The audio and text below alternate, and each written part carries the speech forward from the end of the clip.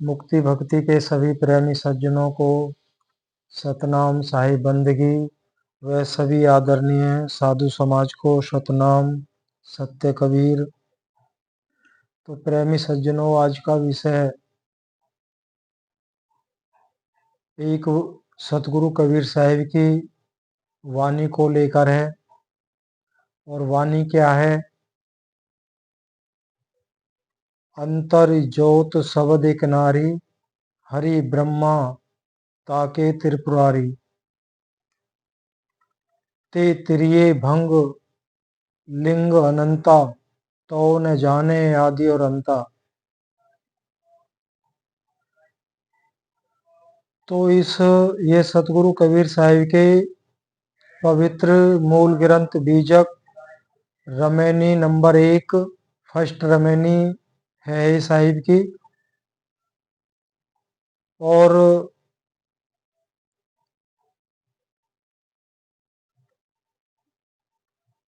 किसी ने अपने सत्संग में इस वाणी को लिया और इसकी जो टीका अनुवाद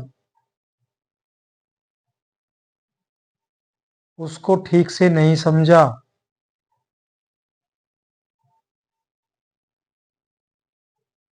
तो इसी कारण भी यही है, इस वाणी का जो भी अनुवाद जो भाई सुनेंगे वो पहले से तो अटके थे और कुछ निकलने की सोच भी रहे होंगे। तो इस वाणी का जो अर्थ या टीका जो गलत की गई है उसको सुन के वो और उलझ जाएंगे।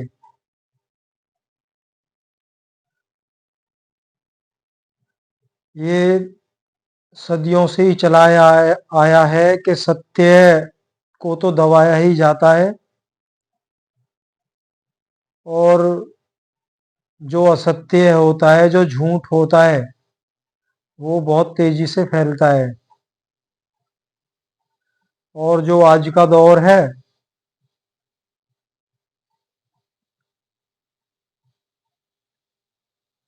उसमें यही ज्यादातर देखने को मिलता है। एक कहावत है, ऊंची दुकान फीका पकवान। जितनी ज्यादा सहूलियत होती है, जितना आडंबर का दिखावा होता है, तो हम ऐसे ही जगह जाकर अपना ये देव दुर्लभ तन इसको हार जाते हैं, क्योंकि सतमार्ग नहीं मिलता है।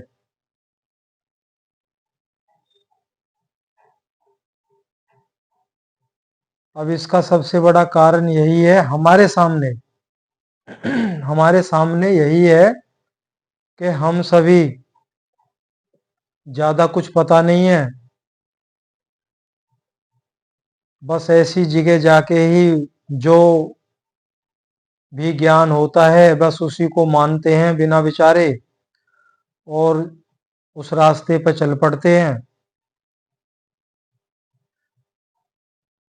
जाना कहाँ चाहते हैं, पहुंच कहाँ जाते हैं, और जब पता चलता है तो उस समय तो कुछ नहीं होता है फिर।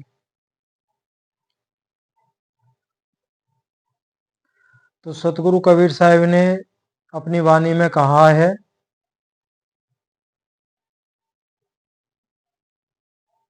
उनका भजन कह लीजिए, उनका शब्द समझ लीजिए। शब्द क्या है?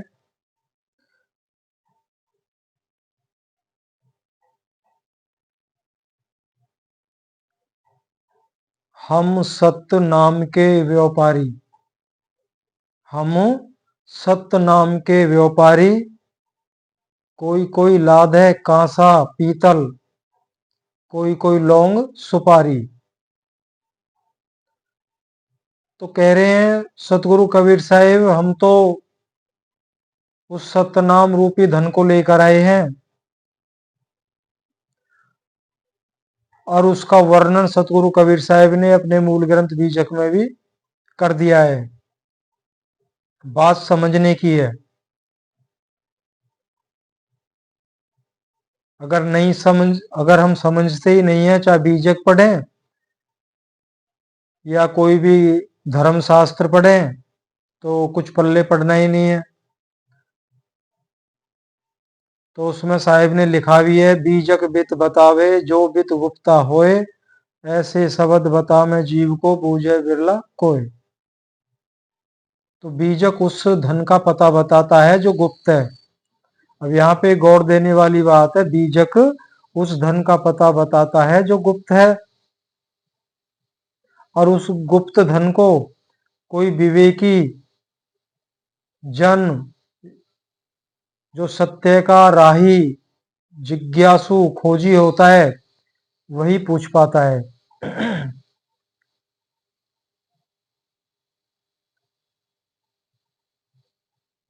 क्यों उसको गुप्त क्यों कहा गया है? उसको सतगुरु कबीर साहिब ने महामाया आज्ञा शक्ति से और भगवान ज्योति निरंजन से छुपाया गया है। अगर इनको भनक लग गई तो कोई भी जीव सतलोक नहीं जा पाएगा। लेकिन आजकल जो भी हम भक्ति करते हैं, वो कोई गुप्त भक्ति तो है नहीं, सबको पता है।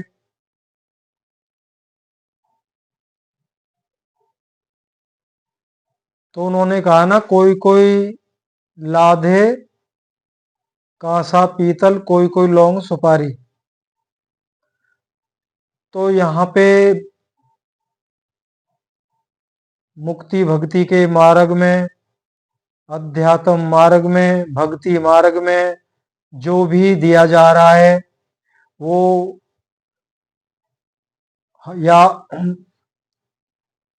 हम तीर्थों पे जाते हैं, पानी में खड़े होके भक्ति करते हैं, आग में तपते हैं,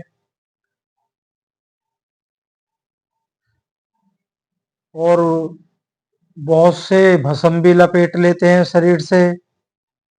जप करते हैं, तीर्थ करते हैं, व्रत करते हैं, यज्ञ करते हैं, दान करते हैं, पुण्य करते हैं, नाना प्रकार के हम कर्म कांडों में उलझे हुए हैं।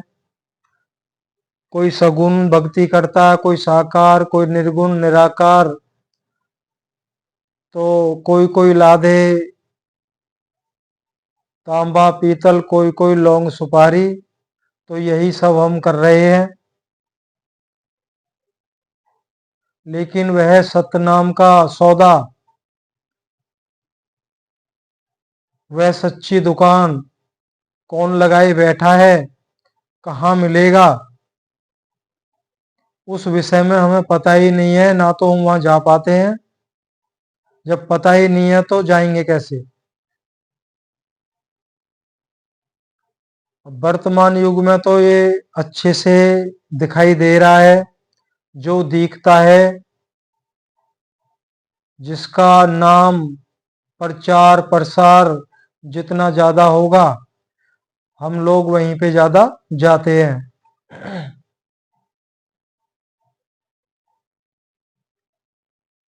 इसको ऐसे भी समझ सकते हैं। अब जैसे हमारे सवाल होते हैं, जी सतगुरु कहाँ मिलेगा, कैसे मिलेगा, वह भेद क्या है, कैसे मिलेगा? सवाल तो हमारे अंदर उपज आते हैं, लेकिन हमारी करनी में फर्क है।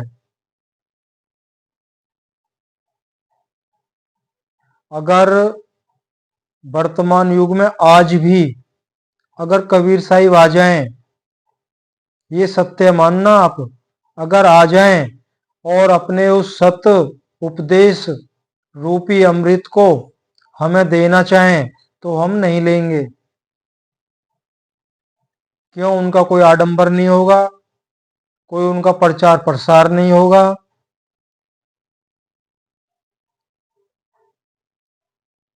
क्यों हमें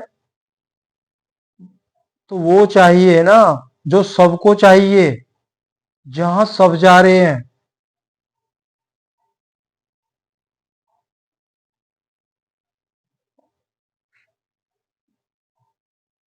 अब टीवी वगैरह हम सब देखते हैं। अब तो पता नहीं हमें, पहले एक ऐड आती थी, एडवर्टाइजमेंट बोलते हैं जो, तो ऐड आती थी लक्स साबुन की। वो शायद ऐश्वर्या राय जो अभिनेत्री हैं उनके द्वारा वो ऐड चलती थी। तो ऐड में क्या था, मेरे सौंदर्य का राज है लक्स। बस उन्होंने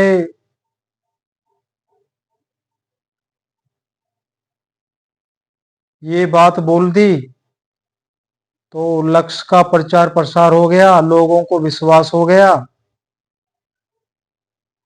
तो उसकी सेल बढ़ गई, लक्स साबुन की सेल बढ़ गई। अगर लक्ष्य में वाकई ही सौंदर्यता का राज होता, उसमें ये गुण होता, तो शायद हमारे यहाँ तो देखने को नहीं मिलता। तो जिधर लोग काले हैं, कुछ प्रदेश ऐसे हैं जहाँ पे लोग ज्यादा काले हैं, तो लक्ष्य की पूर्ति तो ज्यादातर वहीं होती है, अगर लोग इससे काले से गोरे हो जाते तो। लेकिन बिक इसकी सेल क्यों बढ़ी? एक महान सेलिब्रिटी जिसको सब जानते हैं, उसके द्वारा इसका प्रचार प्रसार कराया गया। साबुन तो और भी बहुत हैं, और सभी कंपनियां दावा करती हैं हमारा भी साबुन अच्छा है, हमारा भी अच्छा है। तो इतने कंपनियों के साबुन वो भी बिक रहे हैं, वो भी प्रचार प्रसार करते हैं, और लक्स का भी प्रचार प्रसार हुआ है, तो सभी साबुन बिक रहे हैं। अगर हम में से कोई भाई वाकई उस गुण को अपने साबुन में पैदा कर दे, या वो बिल्कुल हर्बल जड़ी बूटियों से निर्मित अगर कोई साबुन बनाता है, उसको उसके नहाने से वाकई ही रंग में परिवर्तन होता है, वाकई सुंदरता बढ़ती है, तो उस भाई का वो साबुन बिकेगा नहीं।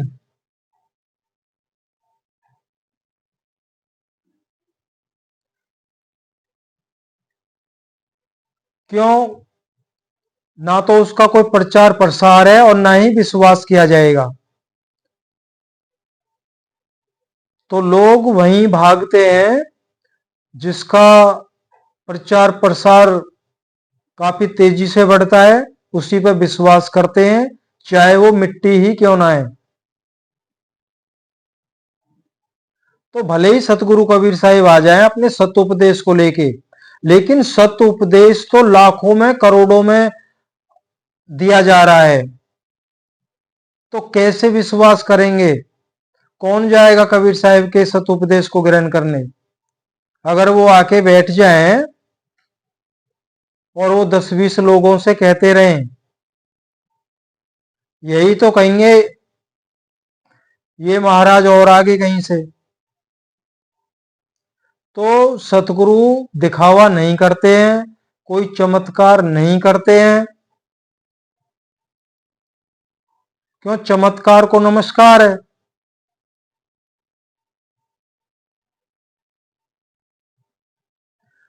अगर हम यहीं से बैठे बैठे सभी का नाम बता दें, भाई इस चैनल के माध्यम से आप फलाने फलाने नाम से आप सुन रहे हैं और फलानी फलानी जगह से आप सुन रहे हैं, तो एक प्रकार का एक चमत्कार हो गया। आप मुझे नहीं जानते, मैं आपको नहीं जानता, और यहीं से बैठे बैठे आप मुझे देख रहे हैं, मैं आपको नहीं देख रहा हूं। तो क्या होगा?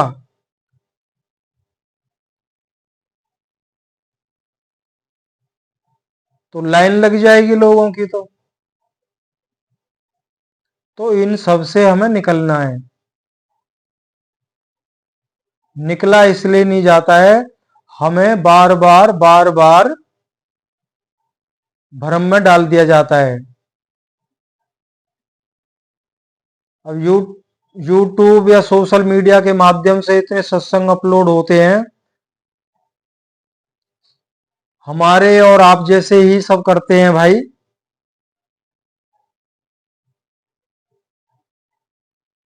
फर्क इतना है, बड़े बड़े सत्संगों से जुड़े हुए हैं, लेकिन कबीर साहिब का नाम भी लेते हैं और उनकी वानियों को समझते नहीं है, उल्टा सीधा उनका अर्थ बता देते हैं।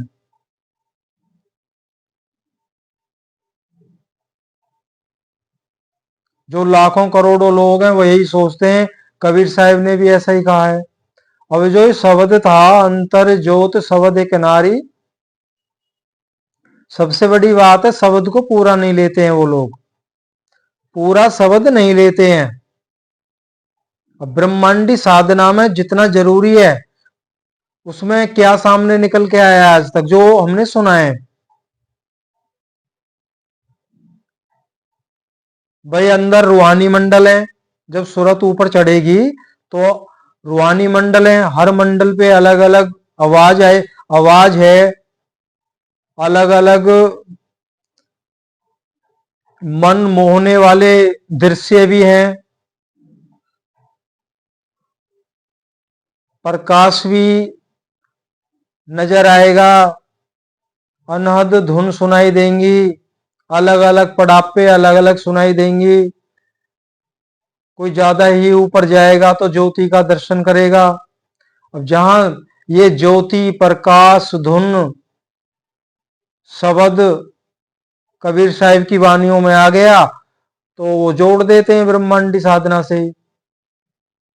साहिब ने भी ऐसा कहा है। अब ऐसे इस ये शब्द जब आया सामने, इसकी टीका गलत की, अंतर ज्योत शब्द एक नारी, कह रहे हैं अंदर, सतगुरु कबीर साहिब कह रहे हैं अंदर ज्योत है उसके दर्शन करनी है। अंदर शब्द शब्द गूंज रहा है, वो अनहद नाद गूंज रही है जो 10 प्रकार की है। शंख सहनाई बीना बांसुरी मृदंग झांझर मेघ गर्जन सिंह गर्जन, और अंदर वो ज्योति है अखंड है, उस ज्योति का दर्शन करना है। त्रिकुटी पे ध्यान लगा के चित्त को एकाग्र करना है, मन को एकाग्र करते हुए सूरत को ऊपर चढ़ाना है। तो यहाँ पे सतगुरु कबीर साहेब की जो टीका है वो ये है, अंतर ज्योत शब्द एक नारी। अंतर बोला है, अंतर कहा उन्होंने शून्यवत स्थिति, शून्य अवस्था। अंदर जो है अंतर शून्य अवस्था में ज्योति स्वरूप ब्रह्म निरंजन काल भगवान। अंतर ज्योति, ज्योति स्वरूप ब्रह्म निरंजन शब्द एक नारी। जो शब्द क्या है? ओम, ज्योति स्वरूप ओंकार ब्रह्म निरंजन, ज्योति स्वरूप ओंकार ब्रह्म निरंजन। और नारी महामाया आज्ञा शक्ति।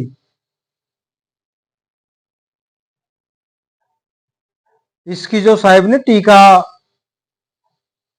की है कि एक महाचेतन सार सब स्वरूप परम पिता परमात्मा से एक चेतन आत्मा जब जैसे अलग हुआ, वो अधोमुख अपनी सूरत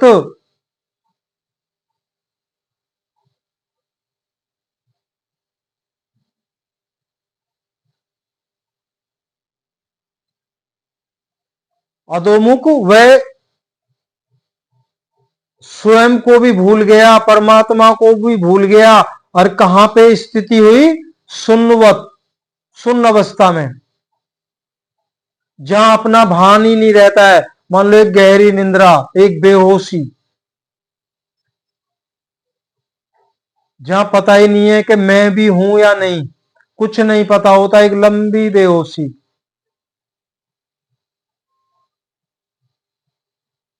जब जागृत अवस्था में वो चेतन आत्मा आई, तो उन्होंने अपने इच्छा इच्छा से आज्ञा शक्ति, महामाया आज्ञा शक्ति को सत संकल्प से प्रकट किया।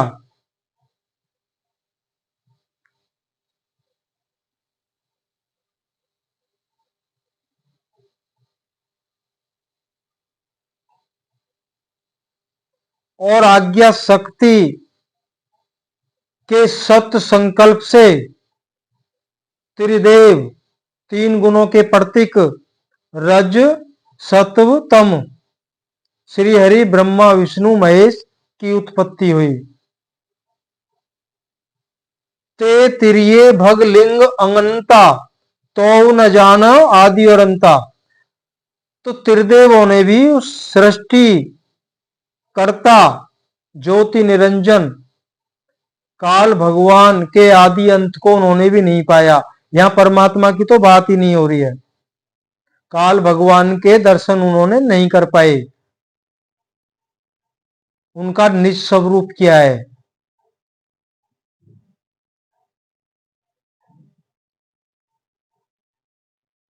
और जब दर्शन किस रूप में किए उन्होंने? ज्योति स्वरूप में। और ये जो शब्द मंत्र आदि हैं, ये शब्दों को वहां उन्होंने सुना साधना के अंदर, जब उन्होंने साधना की पिता के दर्शन पाने के लिए। जब ये सब हो गया, ये सृष्टि रचना का प्रकरण है। शुरुआत कैसे हुई है, बाकी विस्तार से रमैनी को लेंगे। रमैनी बहुत लंबी है।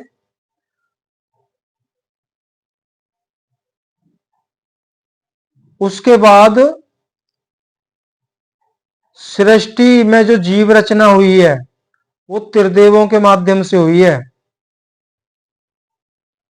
ते तिरिये भग लिंग अनंता, असंख्य चार खानियों के माध्यम से असंख्य भग और लिंग, नर और मादा या स्त्री और पुरुष, 84 खानियों में अनंत असंख्य नर और मादा जीवों की उत्पत्ति की।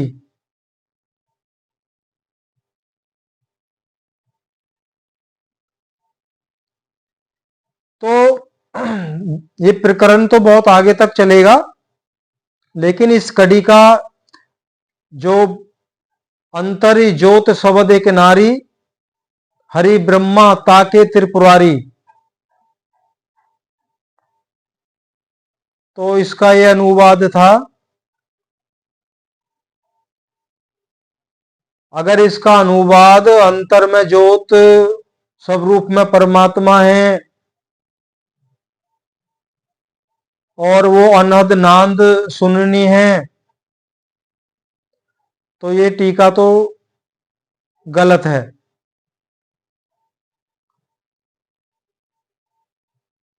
जब कबीर साहिब की वानियों को नहीं समझ पाए हम, तो कबीर साहिब को कैसे पहचानेंगे?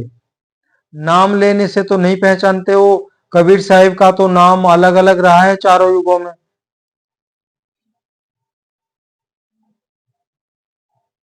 कबीर कबीर कहने से, या एक कबीर की वानियां ऐसा लिखा है वैसा लिखा है, तो नहीं समझ में आएगा। अगर हमें कबीर साहिब का की दया प्राप्त करनी है, जब दया प्राप्त होगी तभी तो सतगुरु का हाथ हमारे ऊपर होगा।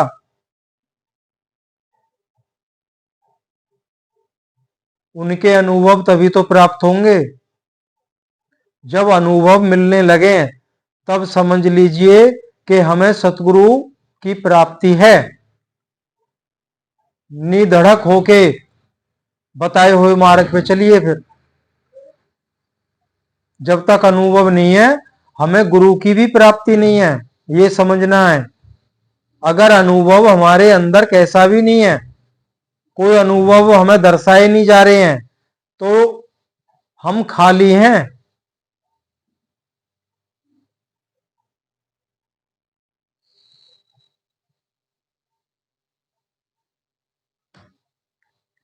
ये हम सभी जानते हैं, बगैर गुरु के ज्ञान नहीं होता है, बगैर गुरु के उद्धार भी नहीं होगा। लेकिन गुरु बना लिए फिर भी हमें अनुभव नहीं है, तो हमें स्वयं अपने अंदर ही झांकना होगा, मेरे अंदर क्या कमी है। अब एक जगह कहा गया है ना, गुरु बेचारा क्या करे जब शिष्य माही चूक। जब हमारे अंदर ही चूक है तो गुरु क्या करेगा।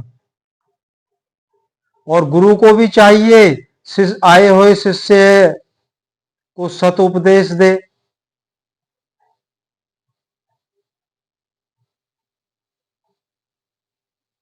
बाकी कबीर साहिब की वानियों को बहुत हद तक समझा जा मतलब कि समझने की कोशिश की जा रही है और समझ भी रहे हैं। अब चलने की तो एक अलग बात है, चलना ही तो दुर्लभ है। सतगुरु कबीर साहिब के मार्ग पे चलना दुर्लभ है। क्यों? देखो, ये एक अजीब बात है, सतगुरु कबीर साहिब ने सब नियमों से बाहर किया है हमें, फिर भी चलना दुर्लभ है। और जहां नियम है वहां हम चल रहे हैं, जहां नियम है वहां हम चल रहे हैं। सुबह भी भजन करते हैं, शाम को भी भजन करते हैं, दिन में भी उसका गुणगान करते हैं, सेवा भी करते हैं, सब करते हैं। लेकिन कबीर साहिब के मार्ग में तो कुछ नहीं करना है। जो करना है उसके लायक बनना है, बाद में करना है, पहले लायक बनना है। अब करना कब है? बाकी नियम तब भी लागू नहीं होगा जब करेंगे।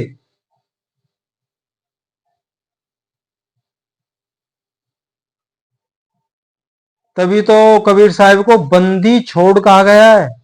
बंदी छोड़, सभी बंधनों से आजाद करते हैं वो, खुद निर्बंध है, हमें भी निर्बंध करते हैं वो। नियम तो बंधन है एक, जहां नियम आ गया वहां तो बंधन आ गया। भाई करना ही है ये तो।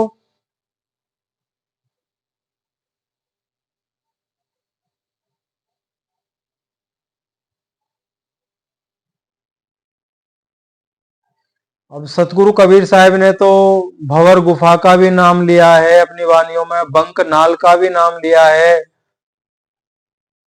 त्रिकुटी का भी नाम लिया है, पिंगला पिंगला सुषुमना का भी नाम लिया है।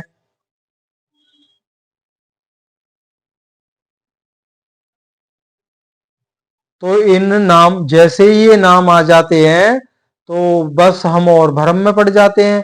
ना ना, ये रास्ता ठीक है जो हम कर रहे, जिस पे हम चल रहे हैं। सतगुरु कबीर साहब ने भी कहा है भाई त्रिकुटी में ध्यान लगाना है।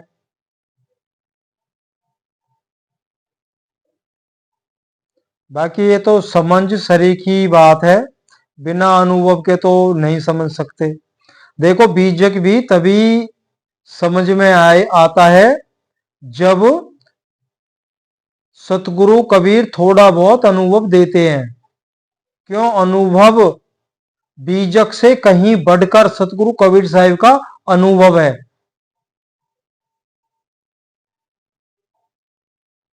बीजक स्वयं खुलता चला जाता है, स्वयं खुलता चला जाता है।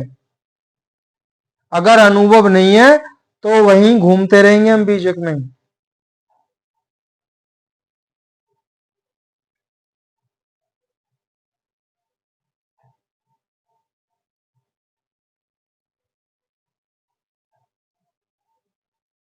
बहुत छोटा सा ही सतमार्ग है कबीर साहिब का।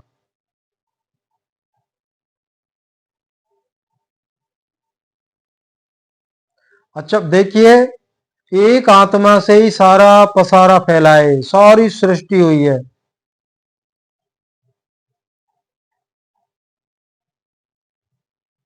और ये भी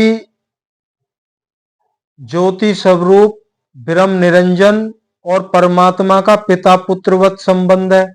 क्यों? परमात्मा से अलग होना ही ज्योति स्वरूप ब्रह्म निरंजन का जन्म माना गया है।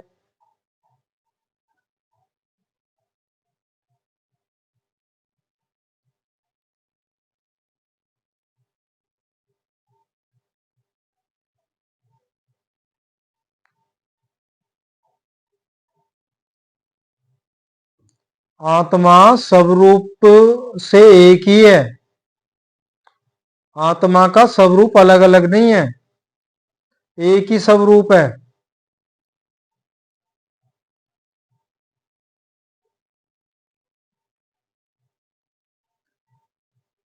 अगर हमें सतगुरु कबीर साहिब की दया प्राप्त करनी है और वो मुक्ति मार्ग में साहिब के दो ही भेद हैं और चार भेद से उन दो भेदों को समझाया गया है। अगर वो सब प्राप्त करना है तो अच्छे से सतगुरु कबीर साहिब के उपदेशों को हम ग्रहण करें, उनको उन पे विचार करें।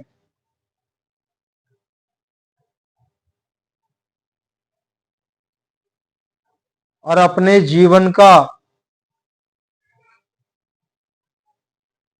अहम अंग बना के बस उसी पे चलते रहें, मार्ग स्वयं खुलता चला जाएगा। जीव में ताकत नहीं है कि वो सतगुरु को ढूंढ ले, सतगुरु की दया प्राप्त कर ले या सतगुरु के उपदेश को ग्रहण कर ले। थोड़ी भूख जागृत करनी पड़ेगी, उससे अनुराग पैदा होगा, विरह पैदा होगी, प्रेम भी पैदा होगा और धीरे धीरे गृहस्थ में रहते हुए वैराग्य प्राप्त होगा। आप ही भाव उठते चले जाएंगे, मेरा कुछ नहीं है यहाँ। चाहे हमने करोड़ों और वो रुपया क्यों ना कमाया है मेहनत से, अपने आप सूरत निकल जाएगी, मेरा नहीं, ये मेरे काम का ही नहीं है। अब मुझे वो इकट्ठा करना है, वो धन इकट्ठा करना है जो मेरे काम आएगा। बस वो जीव फिर उसी में लग जाता है। जब उसमें लग जाएगा तो सतगुरु कबीर साहिब तो दाता हैं, वो तो खड़े ही इस वास्ते हैं। हे धर्मदास, अगर तेरे जैसा अन्य कोई प्रेमी मुझे मिलता है तो वह सार सबद भेद दिए बगैर मुझसे रहा नहीं जाता है। ये सतगुरु कबीर साहिब ने अपने परम भक्त धर्मदास जी से कहे थे। अगर तेरे जैसा प्रेमी अन्य कोई मिलता है, उस भेद को दिए बगैर मुझसे रहा नहीं जाएगा। तो बताइए अब इससे ज्यादा और क्या कहें। लेकिन हम उस लायक नहीं है अभी। धर्मदास जी कौन थे, क्या करते थे? वो यही तो करते थे। उन्होंने एक शब्द में पूरा वर्णन खोल दिया है। उन्होंने कोई धर्म स्थान नहीं छोड़ा जहां नहीं गए, कोई पूजा पद्धति उन्होंने नहीं छोड़ी जो उन्होंने नहीं की। हाँ, उनका चलन नेक था, चलन में सत्यता थी। अंत में तो सब कुछ लुटा दिया उन्होंने सतगुरु कबीर को पाने के चक्कर में। तो ये ऐसी अटूट भक्ति, ऐसा प्रेम जब हो जाएगा, वो कहीं बाहर थोड़ी है कि सतगुरु कबीर सतलोक से आएंगे, वो हमारी पुकार सुन रहे हैं या नहीं सुन रहे हैं। सब घट वासा कबीर का। और ये भी कहा गया है कि सूनी सेज,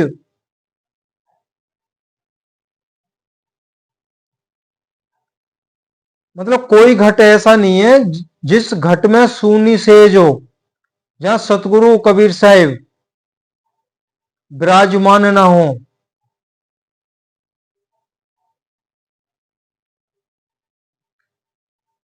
लेकिन बलिहारी वा घट की जा घट प्रगट हो। वो चौबीसों घंटे निरंतर हमारे साथ ही हैं। हमारे विचार आने से पहले वो समझ जाते हैं ये क्या सोचने वाला है। बताइए, इतने नजदीक है।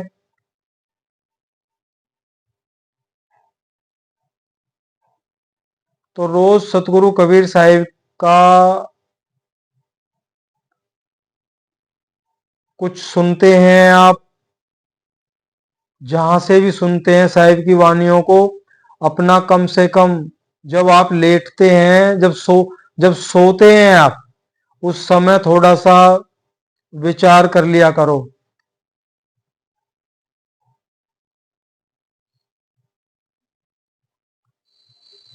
कि मैं तो अज्ञानी हूं, मुझे नहीं पता कुछ भी।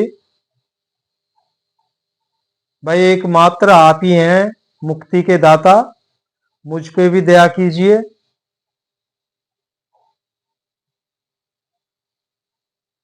तो ऐसी बात नहीं है, यही तो चिंतन करना है हमें, यही चिंतन करना है।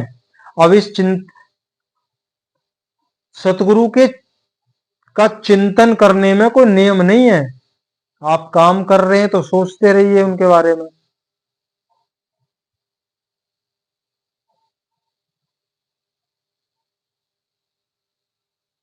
खा रहे हैं, पी रहे हैं, कहीं जा रहे हैं, अपना करते रहिए उनका चिंतन। चिंतन के अलावा करोगे भी क्या? जो कर सकते थे उसका साहिब ने खंडन कर दिया है।